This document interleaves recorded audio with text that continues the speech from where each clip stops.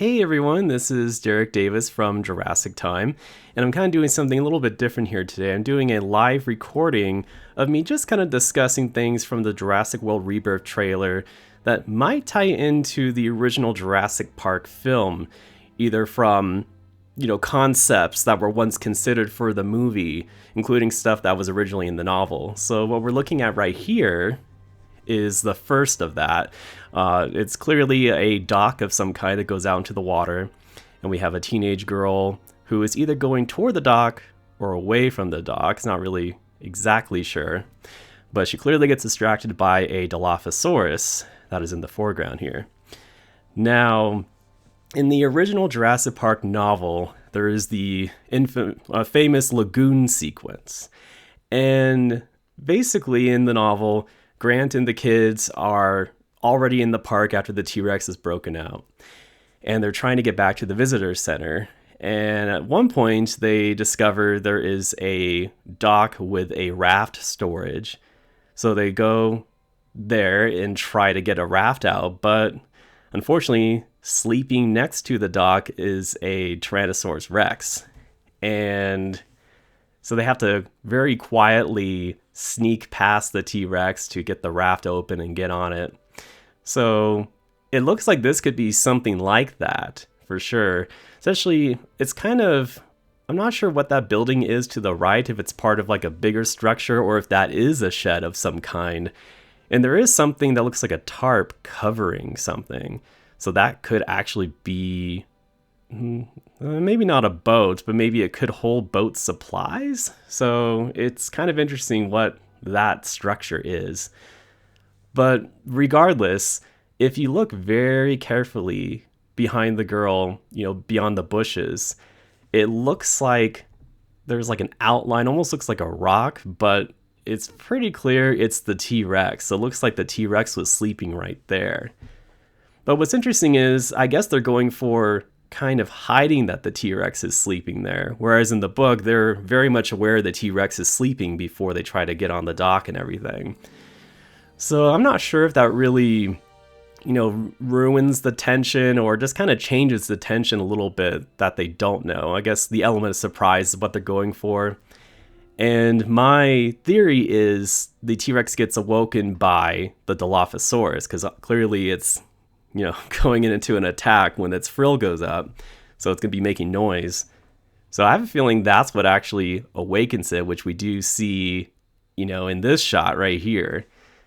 And you can even see like the bushes and the shrubbery looks very almost identical to what, we saw in the previous shot. Like there's the tree and there's that bush right beside her. Like it looks like that's exactly where it's at. It's kind of blue behind it, so it could be the water.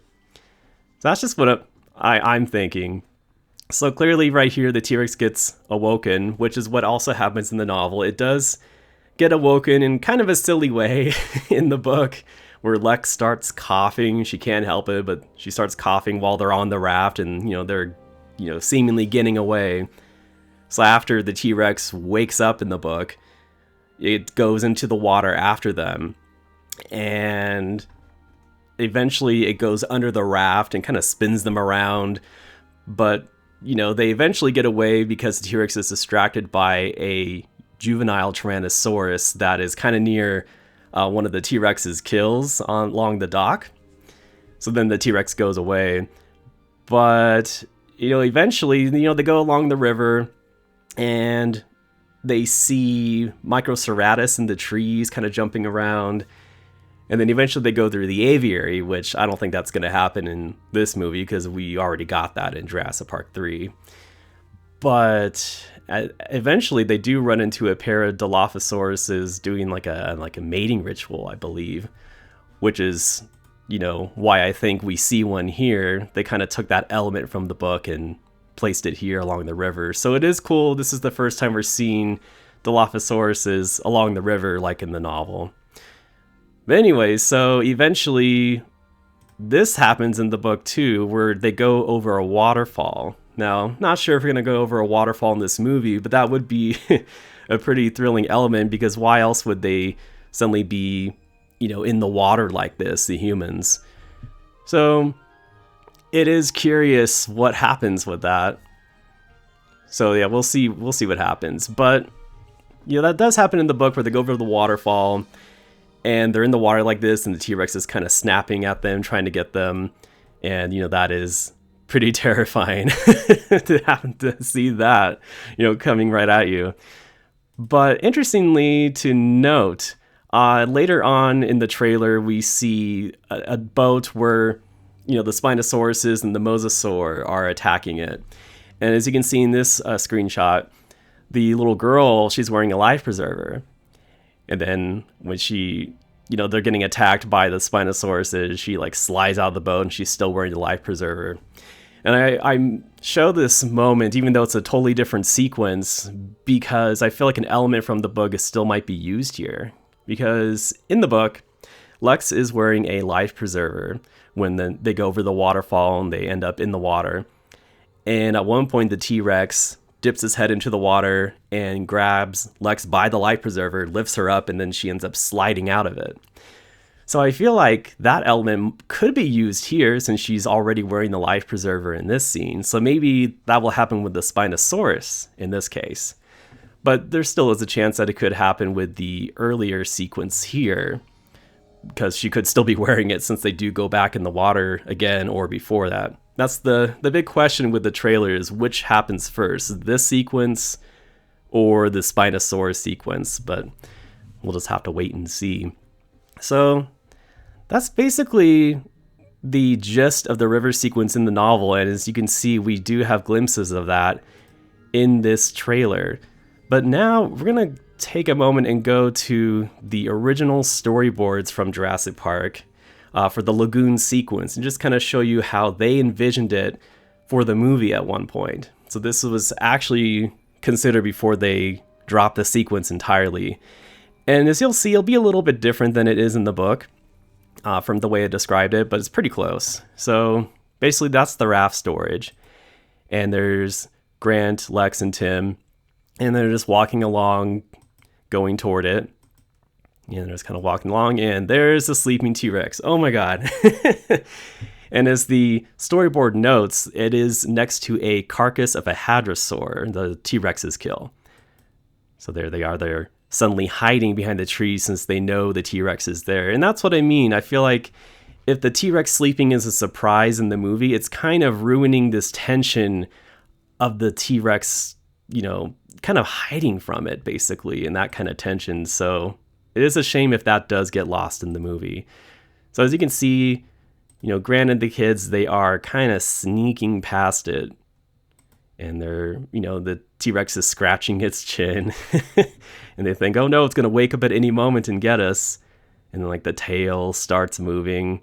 They have to try to get to the dock right there. So they do have to go past the tail. And it is in the way.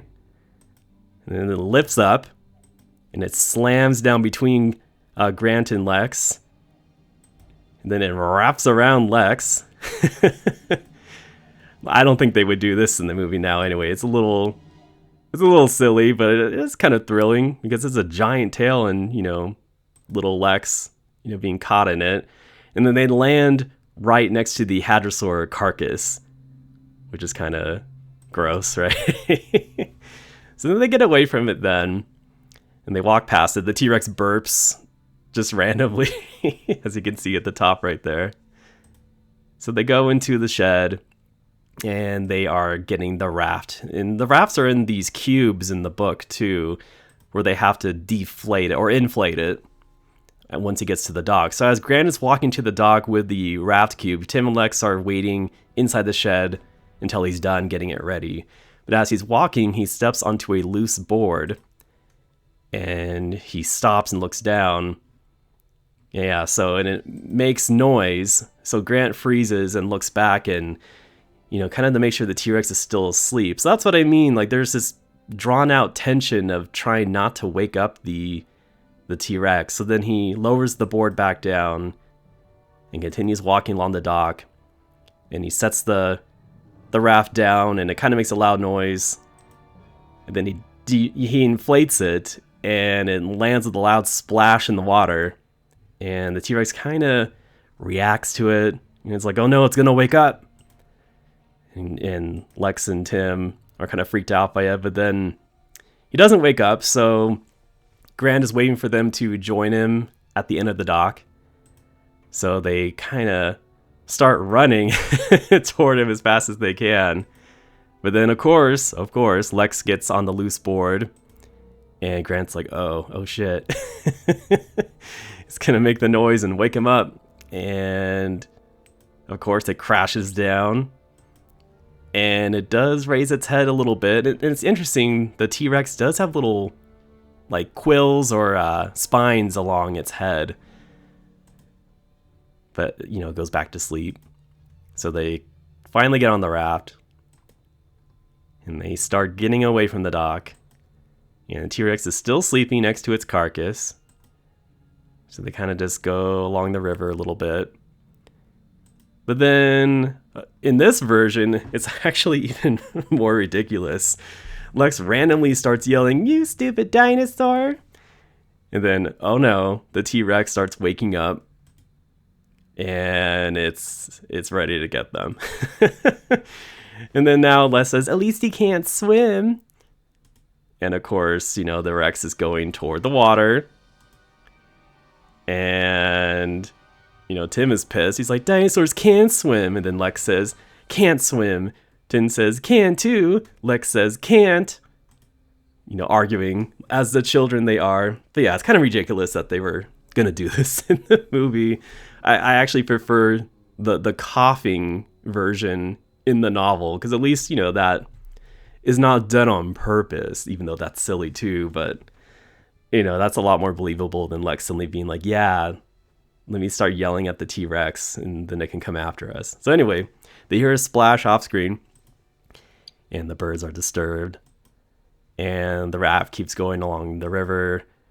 And there's like some waves pushing it coming from the T-Rex. Then, kind of settles down a little bit. And there's some tension, like, where is it? Like, they don't see the Rex anywhere. But then we get a perspective on the Rex kind of at the waterline between some foliage. And then it's going between the trees. Like this, hopefully we get a shot like this. Like, this is the kind of stuff I would love to see in the movie, in Rebirth. So he's just coming along, coming toward the camera.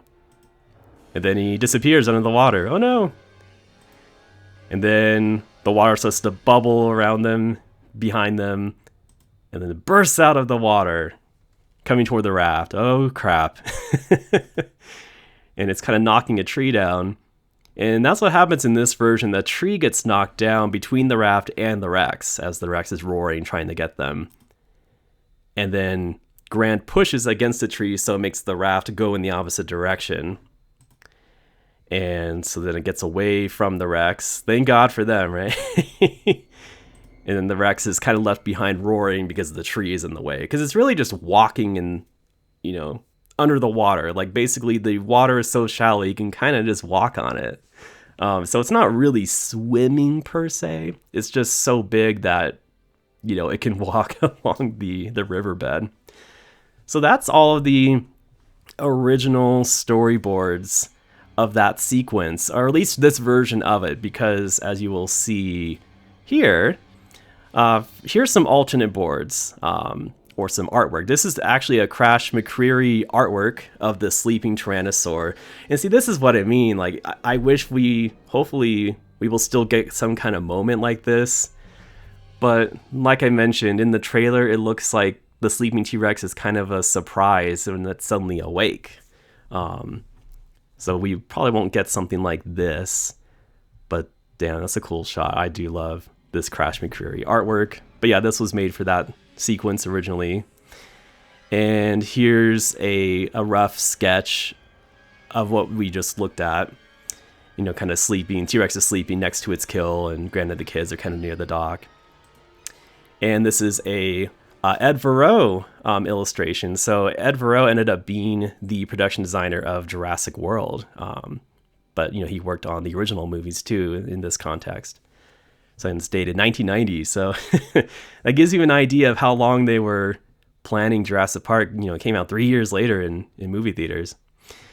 But yeah, this is just, them getting away from the Rex. You can see the the Rex in the upper right, kind of near a shed. A shed looks quite different in this version.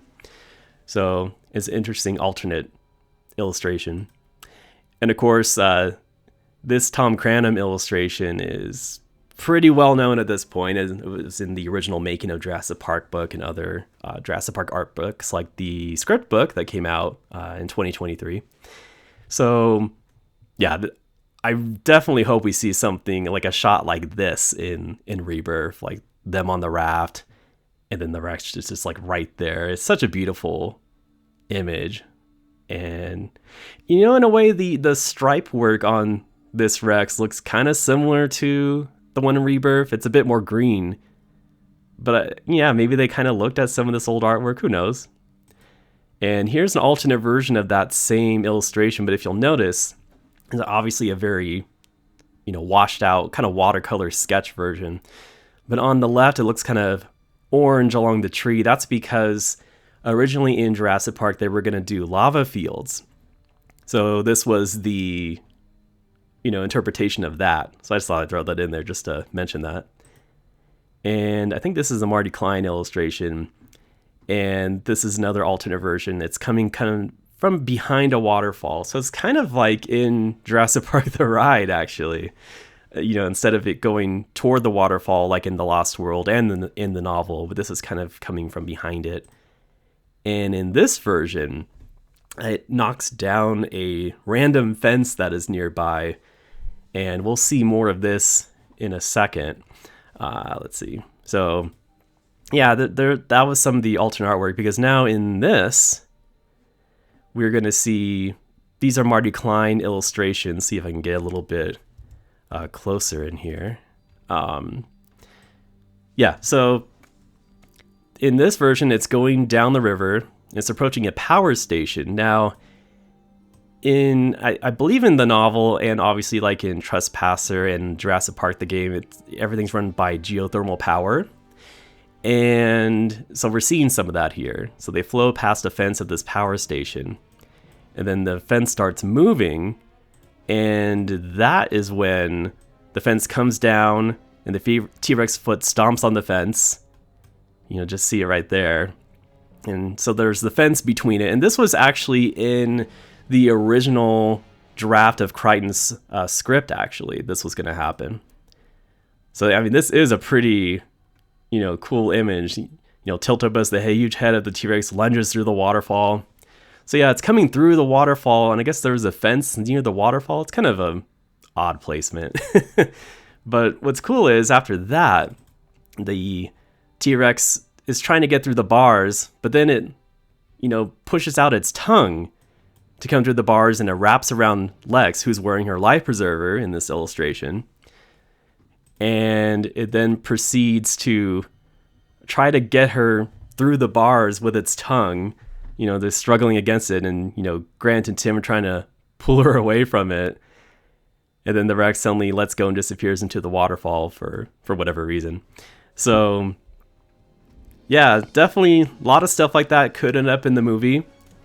But, we'll just have to wait and see. But I just thought I would share some of those original concept art of what could happen for the Lagoon sequence. So something else I wanted to show, though, is this. So these sauropods, I don't think I've ever been in the Jurassic Park movies before, but if you notice, they have the long whip tails.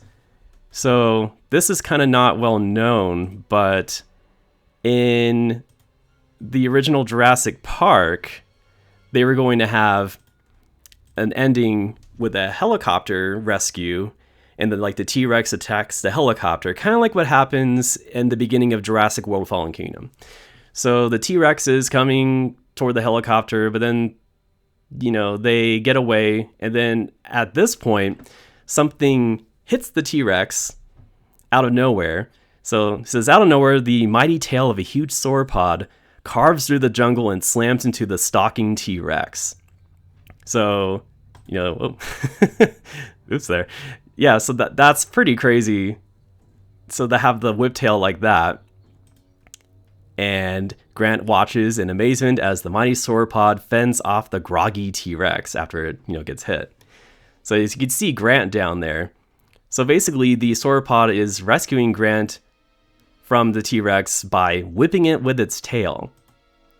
And then Rex makes a last desperate lunge as Grant hitches a ride on the tangled vines around the sauropod's tail.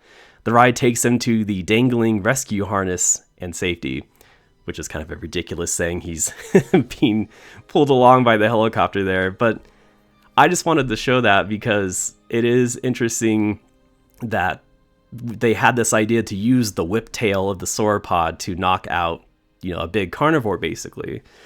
So I am wondering if in Jurassic World Rebirth, we'll get a scene like that with these sauropods. And maybe it'll be used against the T-Rex or a Spinosaurus, or maybe even the big giant mutant that we saw in the trailer. So I have a feeling they'll want to do something with this. And since they already had ideas to do something with a whiptail sauropod in the past, I feel like it's kind of a given that they'll do it at some point in this film. So, we'll wait and see. Now, the last thing I just wanted to talk about was the abandoned old engine laboratory that we see in the trailer, like this shot. So I know some people had complaints that it looked too futuristic, and it does definitely look more futuristic and different than it did in the, other Jurassic movies. But I thought I would show this concept art from the original Jurassic Park. This is a John Bell piece, and it's dated 1991. And as you can see, it is a lot more high-tech looking than what we got in the movie. Like just the way, the building looks, and just like all the monitors and screens and everything. Like it definitely looks a lot more futuristic. And in this illustration, I believe it's by Ed Verreau. I think it was also dated 1990 or something like that. This is the control room from the original Jurassic Park. And, there's a raptor up there, and that's Tim and Lex in the control room. I think this is when they were briefly considering adapting, the moment from the novel when they're in there and trying to restore power kind of thing. So anyway, as you can see from this illustration, it definitely looks a lot bigger and a lot more futuristic than it ends up looking in the movie, and a lot more sleek and high tech. So, I just thought maybe, this is not too far off from this, so I don't know. I feel like it's not a huge stretch to have it like this in the movie. So anyway, I just thought you guys would be interested in me kind of showing this stuff and connecting to ideas and concepts from the original Jurassic Park movie. And hopefully you enjoyed this. And yeah, I can't wait for the new movie.